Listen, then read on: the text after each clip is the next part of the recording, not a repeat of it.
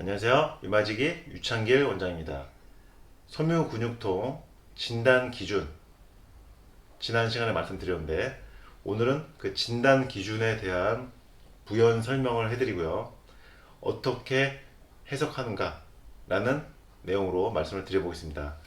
18개 앞동점을 저번에 말씀드렸어요. 그때 이제 18개 이렇게 목, 어깨, 팔꿈치, 고관절, 골반, 무릎, 목 앞쪽 어깨 이렇게 해서 총 18군데의 앞통점 중에서 11개 이상이 아플 때, 앞통점이 나올 때 섬유근육통으로 진단을 한다라는 진단 기준을 말씀드렸는데 1990년대 미국 류마티스 학회에서 제안한 분류 기준입니다.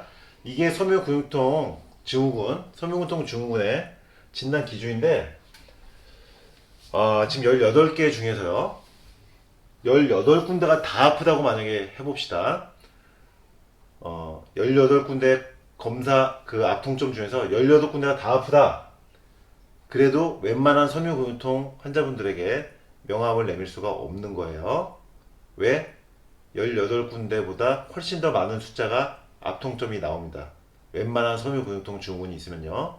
그러니까 오늘 지금 이 말씀을 왜 드리냐면은 섬유근육통이 있는 섬유근육통 환자분들도 잘 이해를 해주셔야 되지만은 그 가족들, 섬유근육통 환자가 있는 그 가족 그리고 친구 그리고 그 섬유근육통 환자를 아는 지인들 그 분들에게도 지금 오늘 제가 말씀을 드리는 거예요. 그 이유는 섬유근육통이라는 것이 검사상으로 큰 어떤 이상이 나오지 않기 때문에 겉으로 보기에는 멀쩡하기 때문에 그 사람이 멀쩡해 보이거든요. 그러니까 본인만 아프다고 하면서 꾀병으로 느껴질 수도 있다는 거예요. 그런데 실제적으로 그렇지 않다는 것입니다. 섬유근육통이라는 것이.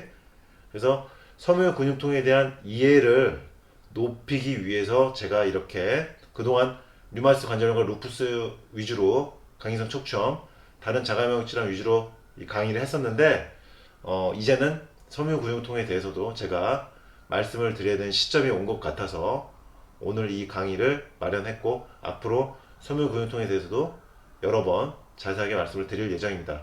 섬유근육통이 있는 섬유근육통 환자를 가족으로 두신 분들은 특히 잘 들어주시기 부탁드립니다. 왜? 그분을 좀 더 이해할 수 있기 때문입니다. 자, 18개 앞통점 중에서 아까 진단 기준이 18개 중에서 11개가 아픈 건데 11개가 아니고 18개 모두 아파도 섬유근육통 웬만한 환자분들에게 명함을 못 내린다는 거예요. 그러니까 굉장히 많이 아프다는 거예요. 섬유근육통이라는 것은. 18개 정도는 우습다. 18개 앞통점 중에서 11개 이상이 아파야 진단을 하지만 임상적으로 아무런 의미가 없다. 왜? 섬유근육통으로 한 2, 3년 이상 지내신 분들은요 18개가 문제가 아니에요. 앞통점이. 그게 문제가 아니거든요. 18개 곱하기 2, 3, 4, 5, 6 이렇게 앞통점 개수가 기하급수적으로 늘어납니다. 그리고 다른 합병되는 증상들도 굉장히 늘어난다.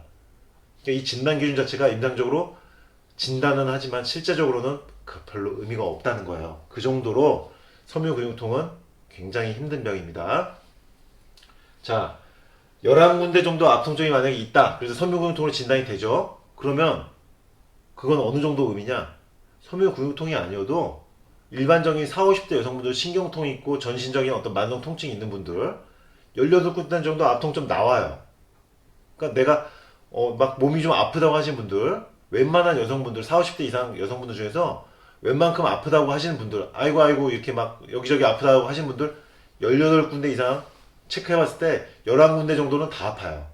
그러니까 임상적으로 섬유근육통 증후군의 진단 기준이 11개 이상이긴 하지만 의미가 없다는 거예요. 실제로는.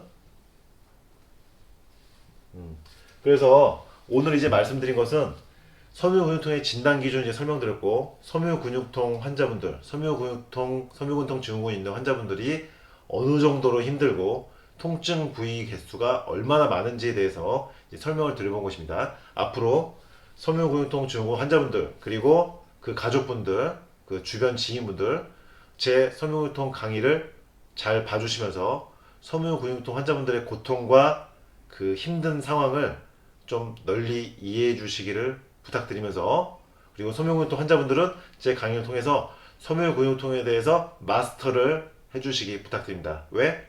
나아야 되니까요. 섬유근육통이 있는 상태로 평생 살면은 너무 힘듭니다.